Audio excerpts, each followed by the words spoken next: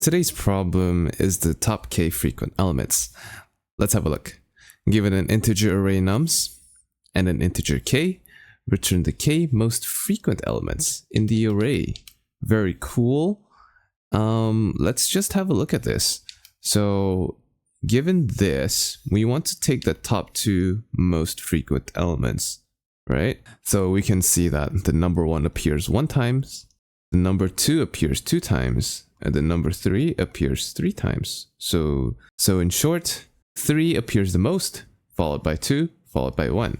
And then since we want the top 2 elements, we're just gonna yoink these two, put them in a little list, and that's our answer. So a solution could be something like this. Let's say we have nums like this. Then we would first need to get a frequency mapping for this. 0 appears once, 1 appears twice, and 2 appears thrice. That would be this line, and this would be saved as the variable count. Next up, we're gonna sort this. So as we know, dictionaries have no inherent order. So instead of sorting the dictionary itself, we're sorting the items of the dictionary. So the items of the dictionary look something like this. Now we're gonna run the sort on this. And then next parameter. Now, if this parameter specifies what we're gonna be sorting, the next parameter is gonna be what key we're sorting it on. So here, it's saying that we're gonna be sorting on x on the index 1. And what that means is that x is going to be one of this. It's going to process these individually, right? So at some point, these will become x's. And then x1 at index 1 would be this element. So what does that mean in practice? In practice, we're telling this function that we want to be sorting it by the frequency. Now, the final parameter, we actually specified reverse is true. So if we didn't have this, this would already be the sorted format. And because we do have that, it's actually going to be reversed in descending order.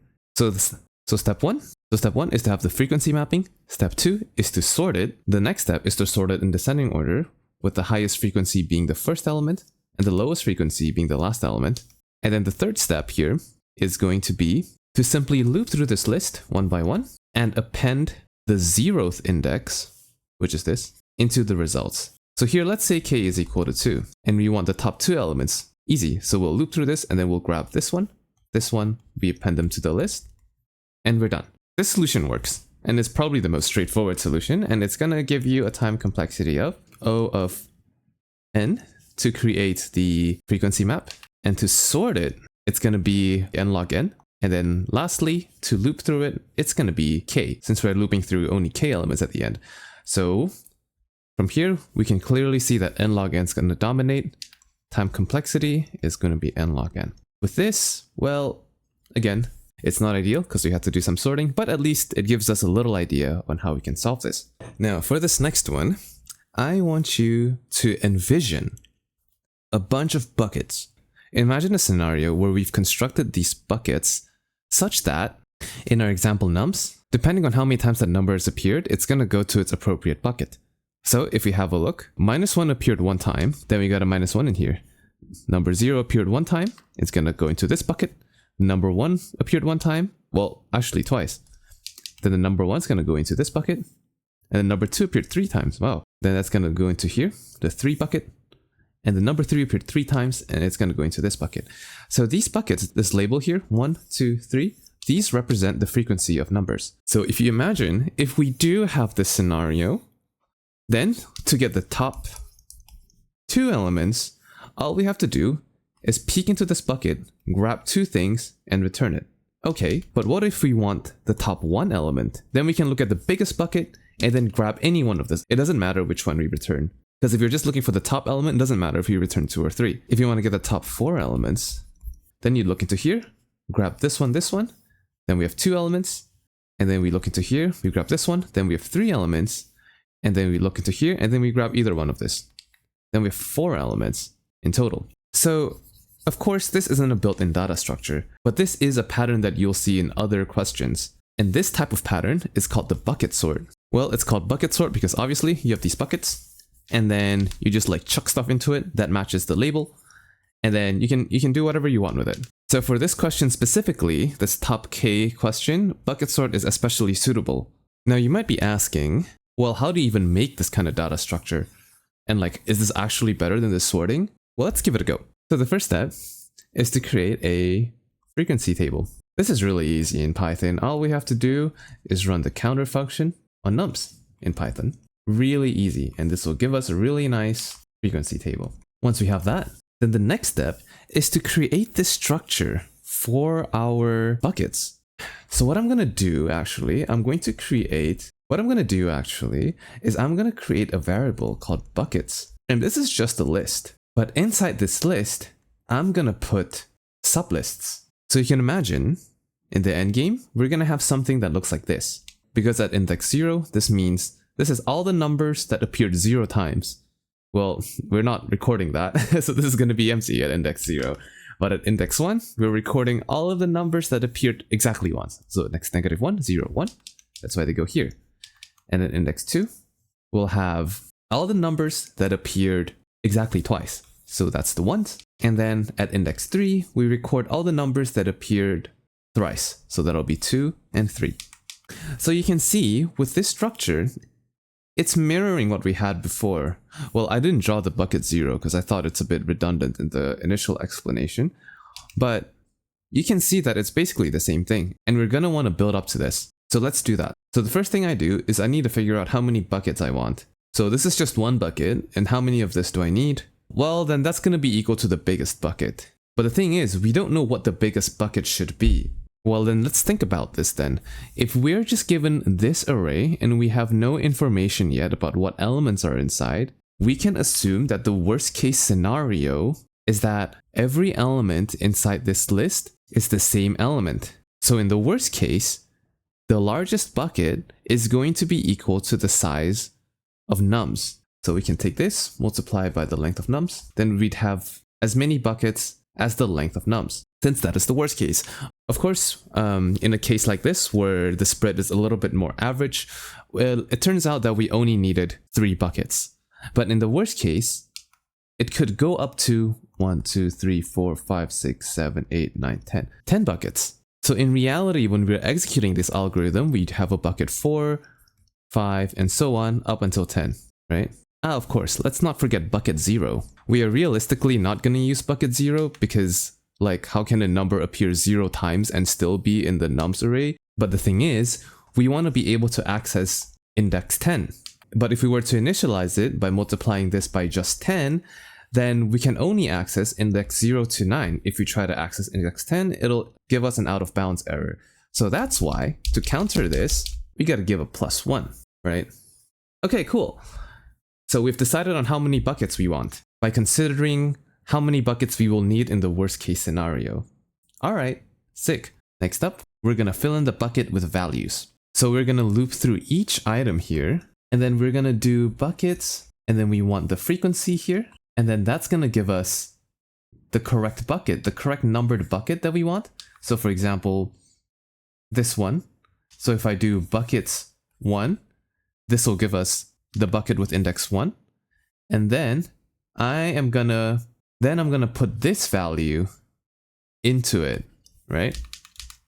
Like so. Then we repeat this process for every single key value pair inside our count dictionary. And then once that's done, then the last step is really simple. We talked about how we're going to do this. We're just going to loop through every bucket from the highest to lowest, and then we're going to collect the top k most frequent elements. And there you have it. Now, as for the code, let's have a little look-sees. Well, first up, count equals counter nums. Well, that's nothing special. We're just building this frequency table. Step 2. Well, this seems to be the same as this. But I did comment it out. Why is that? Well, that's because there's a little bug if we were to run this. Logically, it makes sense, but this is not going to work. The reason being, if we run this code, what it does is that it multiplies this by the length of nums plus 1, which is, well, exactly what we wrote, right? That's exactly what we want. However, all the buckets that it ends up creating are not distinct buckets. So let's say I made like 4 buckets out of this. They're all pointing to the same memory address, because this operation copies over the memory reference and not the actual value. So all of these are actually pointing to the exact same memory address. So what ends up happening is that when you insert -1 into this index, it actually inserts it into all of the indexes. So that's bad. We can't do this. If you want to initialize it properly, we have to do this. This uses list comprehension, which actually creates a new sublist instead of duplicating the memory reference of the list. This kind of thing only works for primitive types like integers, booleans, floats, etc. And you cannot do this for reference types like lists, or you're going to encounter the bug I just mentioned. Well, that's step 2 done then. Now we need a step 3. We got to actually fill out the bucket. So this is pretty straightforward. We have count items, which is going to be our count dictionary, but in list format.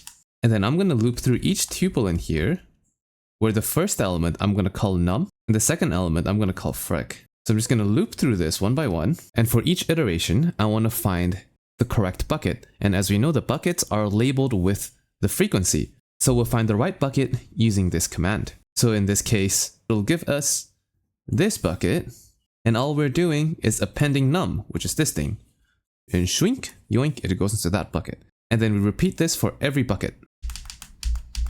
So in here, bucket number 1, I want to insert the number 0 in here. And next, for bucket number 2, I want to insert the number 1 in here.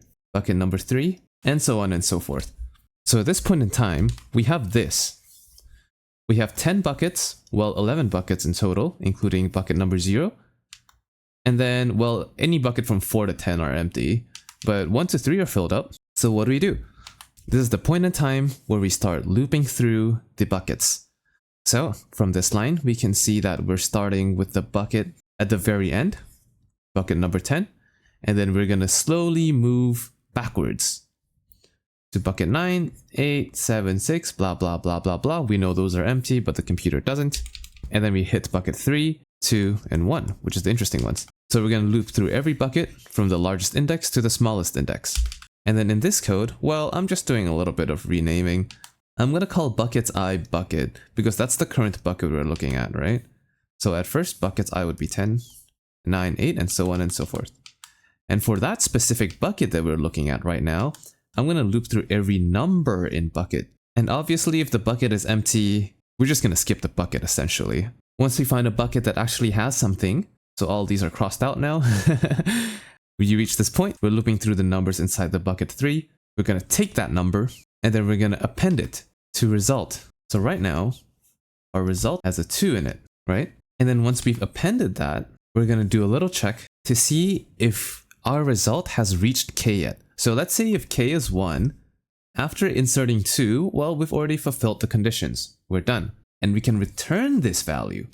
Well, obviously, if we haven't reached this k, let's say k is like 3 or something like that, then we would need to loop again for the next number in the bucket. So in this case, we're going to be adding 3. And then once we've run out of numbers in the bucket, this loop exits. And we got to move on to the next bucket, which is the bucket 2. And here we're going to loop through each number in the bucket 2, grab the 1. Here, well, it's the only value. We plug it in here, and then we return that. And that is the solution. Here's the code. It's exactly the same as what we just wrote. So let's give it a run. Shit, what the fuck? And it works. Very cool. Okay, bye. Oh fuck, I forgot to talk about time and space complexity. Shit. Because we still haven't answered the question if this is actually better. Let's calculate it, just to prove it to ourselves, okay? Let's have a look at time complexity. Creating this frequency map of n, right?